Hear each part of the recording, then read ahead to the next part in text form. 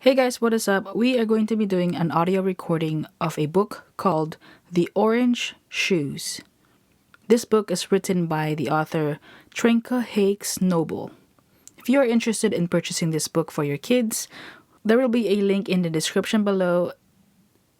The link will be an affiliate link to be able to support this channel for further audiobook narrations as well as supporting the author for their book.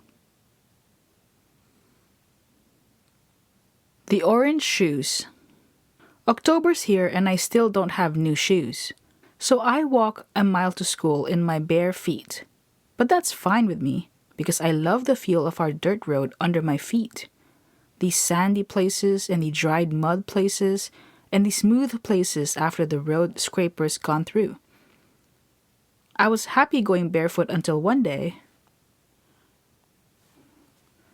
Prudy Winfield said only poor kids went barefoot. And come cold weather, I'd get frostbite and my toes would turn black and ugly and fall off. Then I couldn't walk to school, so I'd get dumber and poorer. And if I had any kids, they'd get even dumber and poorer than me. That's what Prudy Winfield said. Then one day, our teacher, Miss Violet, made an announcement. Girls and boys, she smiled. Next week is our harvest festival and all your families are invited. We'll have our usual pumpkin carving and the pumpkin parade, but this year we're going to do something special. I'm asking the older students to put on a shoebox social to raise money for school art supplies.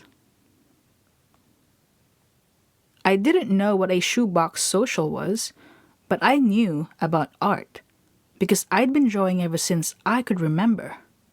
True, I didn't have any real art supplies at home, but I had a stubby pencil I liked even though its eraser was missing, and I'd made my own sketchbook out of old envelopes. You just open them up flat and sew them together. There's a lot of good clean paper inside of used envelopes just waiting to be drawn on. Since I didn't have an eraser, I'd practice drawing in my head first, and that made my drawings real works of art. So not having an eraser was a good thing, just like not wearing shoes is a good thing. Or how else are you going to know how soft and smooth and silky dirt is? Now, Prudy Winfield had 11 pencils, with fat pink erasers just oozing out of her neat wooden pencil case, which was right under my nose since we shared a desk. And she had lots of shoes too. Today, she had on shiny black patent leathers. Miss Violet, what's a shoebox social? Prudy asked as she slid her toe into a patch of sunlight to make her shoe dazzle. Well, Prudence, answered Miss Violet, who always used our real names, it's when a beautifully decorated box is packed with a supper and auctioned off to the highest bidder. Then, the money goes for a good cause. But our shoebox social will be more fun because each of you will stand behind the curtain when your box is up for auction. And stick out just your shoe so the families have a clue as to who you are. Then, you will eat dinner with whomever buys your box. Now, I'm counting on you older students to work hard on your boxes, Miss Violet continued. And your mothers can help with the food. Prudy Winfield pointed her toe like a ballet dancer and gloated. I think I'll get a new pair of shoes for the shoebox social. What about you, Deli? Then she leaned toward me and jeered. Gonna wash your feet for the occasion? Right then, something lurched in the pit of my stomach, shot up to my chest, and clutched tight at my heart. It started to hurt and it didn't let up for the whole day, not even when Miss Violet asked me sweetly, Adela, would you clean the chalk erasers today? That night, at supper, we had my favorite, cornmeal mush drizzled with warm maple syrup. It made me feel a bit better, So I decided to tell Mama and Daddy about the shoebox social. Then I was going to ask for a new pair of shoes, but Daddy started talking about tires for his truck. "The old ones can't be patched anymore," he said, looking seriously at Mama. "But Deli needs new shoes before winter, her being the oldest," Mama fretted. All I had to do was look at my 4 younger brothers and sisters and see all of my old shoes. "But if I can't get to work, we can't buy groceries," said Daddy. "Now, which is more important, food on the table or new shoes on Deli's feet?" Mama didn't answer. I guess Daddy's truck needed new shoes more than I did. After supper, I told Mama about the shoebox social, and in the night, I heard their voices floating softly up the stairs, and on Saturday, we went to town. On Main Street was Sussman's department store, which sold just about everything, including shoes and tires. And right there in the front window, perched on a pedestal, were the most beautiful pair of girls' shoes I'd ever seen. And they were orange. A creamy orange like the soft side of a pumpkin where it lay on the garden dirt. I knew they'd fit, yet they'd never be mine. Too much money, but the looking was free. Then Daddy came along. "What's got your interest there, Deli?" he asked. I just pointed to those soft orange shoes. Then Daddy looked away, far, far away. I don't know how Daddy did it, but the next morning, those orange shoes were by my bed. I slipped them on, fastened each strap with a pearl button, and flew downstairs. "Daddy, how'd you ever? What about your new tires?" I squealed. "I got by with just 2 new ones, so there was some leftover money," he said. Then he handed me my old brown shoes that he'd patched up with the old tires and beamed at my new orange shoes. "I guess the Porter family will be going to the shoebox social on Friday night." There never was a better daddy than mine. On Monday morning, I did something I shouldn't have. I took my new orange shoes to school just to show the girls and only at recess. So I hid them under a hazelnut bush at the edge of the schoolyard. At recess, the boys ran to play baseball in Elder Browning's hayfield, while the girls stayed to play on the swings. I quickly slipped on my orange shoes and ran to the swings in a flash. An orange flash. My daddy got them for me. I blurted out happily as the girls crowded around me. I thought my new shoes would make them happy too, but they didn't even smile. Suddenly, Prudy Winfield ground her foot right down on my toe. "Dirt poor Deli Porter can't have better shoes than us," she sneered. "Yeah," someone hissed, and my other toe got stomped.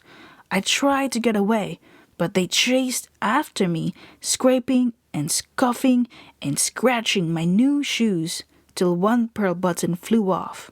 Finally, Miss Violet rang the bell to line up. By the time I'd hidden my orange shoes and ran to the end of the line, my heart was hurting so bad I thought it'd never stop.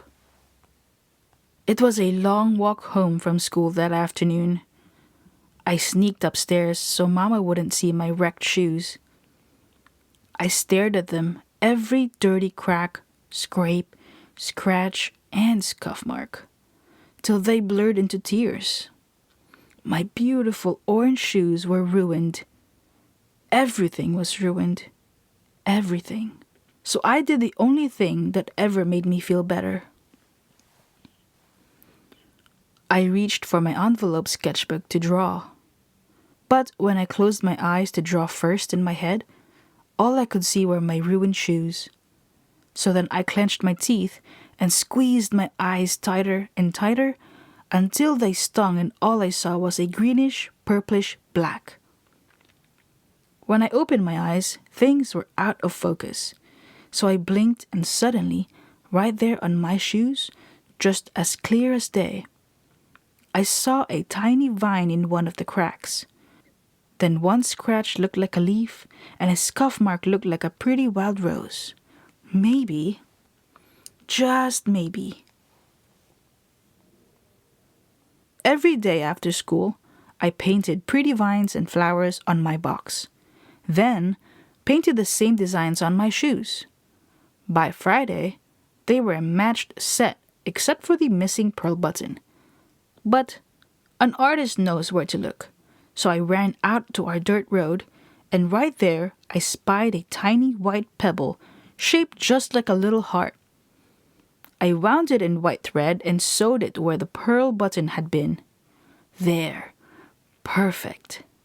But Mama and Daddy still didn't know what had happened, so I put my shoes in a sack, pretending I didn't want to get them dirty, and wore my patched-up shoes.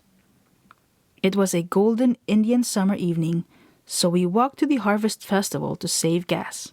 Our schoolhouse was decorated with pumpkins, corn stalks, and bright autumn leaves. Miss Violet had strung a curtain across the front like a stage. Elder Browning brought gallons of fresh cider and plenty of pumpkins for everyone to carve. And Mrs. Browning carried in a huge platter of applesauce donuts. Then Miss Violet hustled all the older girls and boys up behind the curtain and handed our boxes out to Elder Browning, our auctioneer, who lined them up.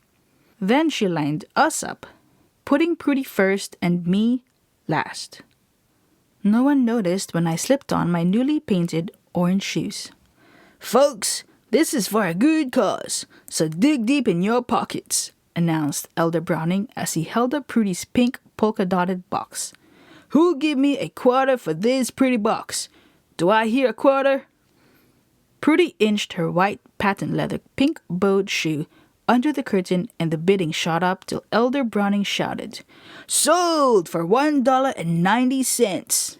Prudy looked down her snooty nose at the rest of us, as if to say, "Let's see you top that." The next box brought 71 cents, and the next one 53 cents, and then only 35 cents, and so on till Miss Violet nervously bit her lip as she calculated sums in her head. Finally, Elder Browning held up my box and gasped, "This one's a beauty, folks." The room hushed. Miss Violet looked at me, then at my shoes. "Oh, Adela," she sighed, and lightly placed her hands on my shoulders as I slid my toe under the curtain. In no time, the bidding raised to $1. Then $1.25. Miss Violet squeezed my shoulders. I inched my toe out some more, and the bidding took off fast and furious. $1.50, $1.75, then $2. I'd passed Prudy. Then $2.50, $2.85, all the way to $2.90. Elder Browning wiped his brow and panted, "Whew. Do I hear $3? Any takers at $3? The room grew tense, silent. Folks held their breath. $3 was a fortune. "Last chance, going once, going twice." Suddenly, I heard my father speak in a strong, sure voice. "I can manage 3, he said. "Because to me, that box is priceless, just like the girl who painted it." Elder Browning slammed down his gavel. "Sold to Mr. Porter, a man who knows what to value." Then he opened the curtain and everyone applauded. As we stepped out, Miss Violet kept her hands on my shoulders, and it felt like we were one person. After we'd finished all the donuts, cider, and our box suppers, we carved the pumpkins. Then we had the pumpkin parade while Miss Violet and Elder Browning counted the money. "If my penicillin is up to snuff, I think we have the final tally, folks," announced Elder Browning. Then he handed the total to Miss Violet, who looked straight at me and said importantly, "I'd like Adela Porter to come forward, please." Miss Violet had me stand on a stool. It made me nervous standing so high in front of everyone, like I might tip over. She motioned for me to turn around on my toes so everyone could see my shoes and said, "Friends, this is why our school needs art supplies for young artists like Adela." I don't know what got into me, but right then I pointed my toe like a ballet dancer and stuck it right in Prudy Winfield's face. But just for a second. And I'm pleased to announce that we've collected a grand total of $7.12.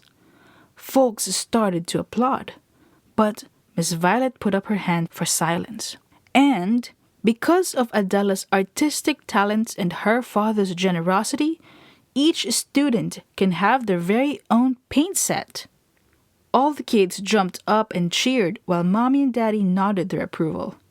Then, I just grinned from ear to ear. As we started to walk home down our dirt road, a harvest moon as big as a pumpkin rose over the cornfields. Suddenly, Daddy pulled off his shoes and socks and sang out, "Last chance to go barefoot before winter sets in." So we all walked home barefoot, with Daddy laughing and Mama smiling and me leading the way through all the sandy places and the dried mud places and the smooth places after the road scrapers gone through. And for a second, I felt sad that poor Prudy Winfield would never know what going barefoot was like. But only for a second. The end.